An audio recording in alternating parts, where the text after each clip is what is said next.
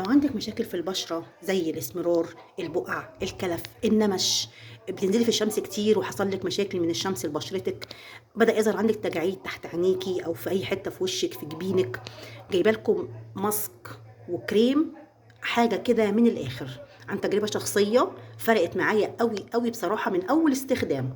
هنعمل مع بعض من حاجات بسيطة جدا موجودة في البيت زي الجزر وزي قشر البرتقال، ماسك وكريم، حاجة فوق الوصف وفوق الروعة.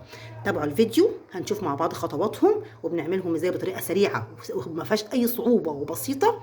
تابعوني هنشوف هنعملها ازاي مع بعض. أهلا بيكم في قناتي تجربة إيمي. هنعمل مع بعض النهاردة ماسك للبشرة.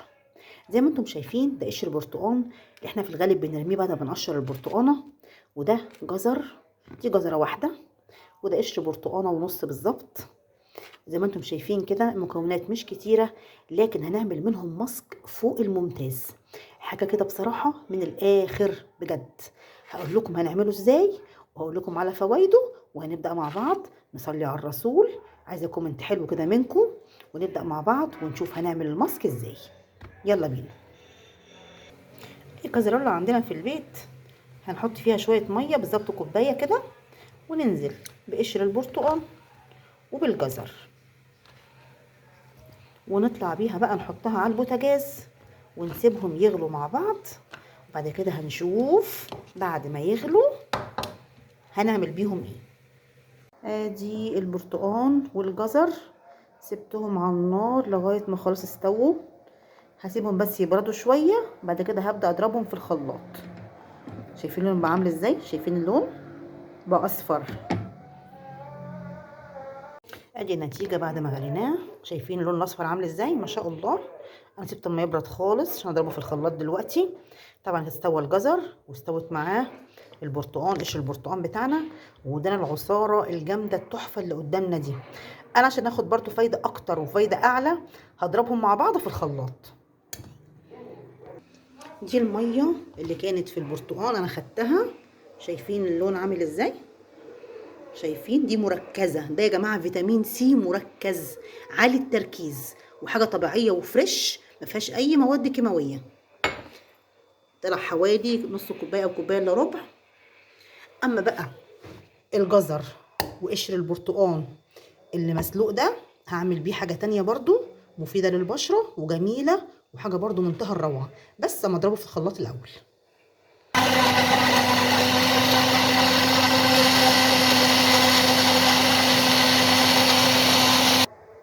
ادي الجزر وقشر البرتقال، شايفين اللون عامل ازاي؟ تحفه تحفه بجد. الكميه طلعت حلوه جدا ما شاء الله. عايزه اقول لكم انا هعمل منه الماسك، وهعمل بعد كده هاخد منه بصراحه كوبايه اعمل بيها كيكه عن ريحه البرتقال مع الجزر تحفه بجد حقيقي، ولونها كمان خطير جدا زي ما انتم شايفين، حاجه كريميه كده وجميله. بصوا بقى، من الجزره وقشر البرتقال عملنا زي السيرم زي ما انتم شايفين كده، وعملنا الكريم ده كويس. مبدئيا هقول لكم على فوائد الجزر وقشر البرتقال. الجزر اي وش فيه بقع، فيه تصبغات، فيه علامات تقدم سن، الجزر مفيد جدا جدا. البرتقال فيه فيتامين سي، وفيتامين سي للبشره حاجه فوق الروعه، اشراقه، بيدي نضاره، شد للبشره، تغذيه، ملي فراغات. يعني بصراحه الاتنين مع بعض ميكس تحفه تحفه بمعنى الكلمه. حاجه طبيعيه، حاجه فريش، حاجه مفيده هتفيد بشرتنا، هتخلي البشره ما فيهاش بقع. التجاعيد هتفرق معانا جدا في التجاعيد مع الاستخدام. كمان خلوا بالكم ان الجزر وقشر البرتقال فيهم مضادات اكسده، ودي مهمه جدا جدا للبشره.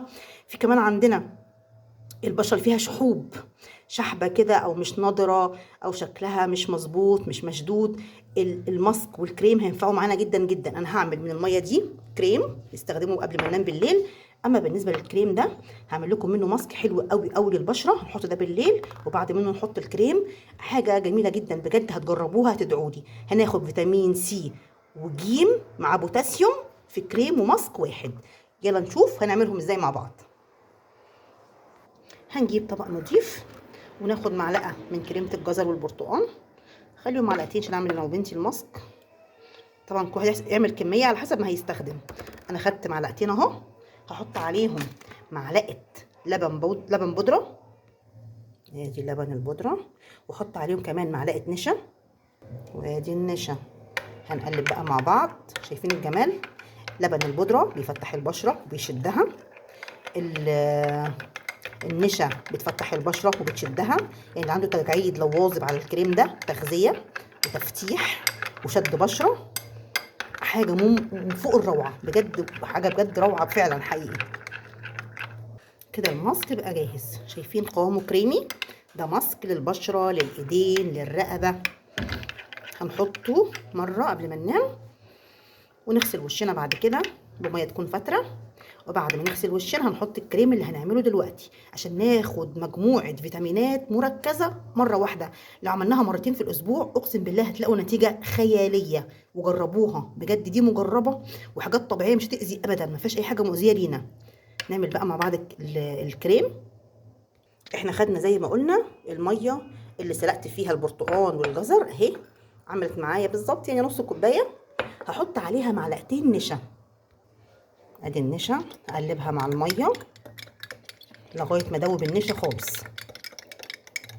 هنزود على الكريم ده نوعين من الزيوت.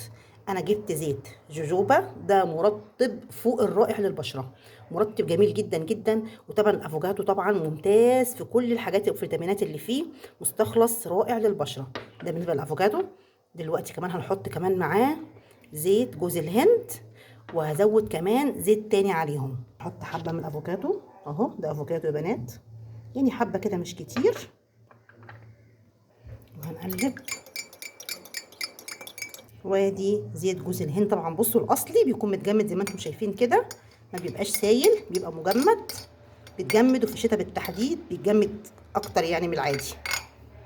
عشان نقلبه كده. حطينا افوكادو وزيت جوز هند مع النشا مع العصير الميه اللي هو الجزر وقشر البرتقال. فاضل اخر حاجه ودي لا العشق بالنسبه لي، وهو زيت اللوز الحلو. طبعا ده في التفتيح مش قادره اقول لكم عامل ازاي، قصه لوحده. هنحط شويه منه كده. شايفين اللون عمل ازاي؟ شايفين؟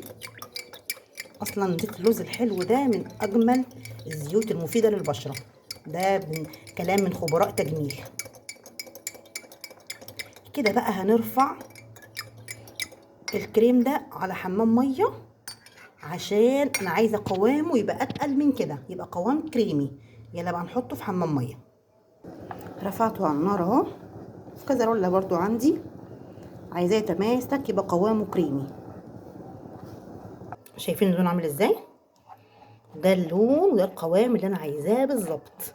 كده تمام. نجيب بقى علبه ازاز او بوله ازاز ونفضي فيها الكريم التحفه ده. كده خلصت الوصفه بتاعتي وعملت الماسك الرائع اللي قلنا عليه ده، وده الكريم التحفه اللي هنحطه بعد ما نعمل الماسك. كده عملنا وصفه متكامله للبشره، ماسك وكريم، هتفرق معاكم جدا جدا مع الاستخدام. اللي عجبه الفيديو واستفاد منه يا ريت لايك وشير، واللي ما اشتركش في القناه يشرفني ويشترك عندي عشان يوصل له كل جديد. يا رب اكون فدتكم ولو بمعلومه بسيطه.